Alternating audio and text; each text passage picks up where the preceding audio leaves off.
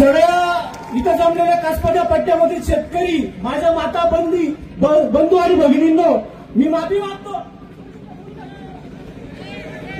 खाली बसा. परो खाली बसा. बाकीचे खाली बसा. खाली बसा. सगळ्यांनी खाली बसा. हे मारू बिरू नका रे हो. त्याचं म्हणणं ऐकून घेऊ. त्याला थांबवा जरा. नंतर त्याचं म्हणणं ऐकून घेऊ.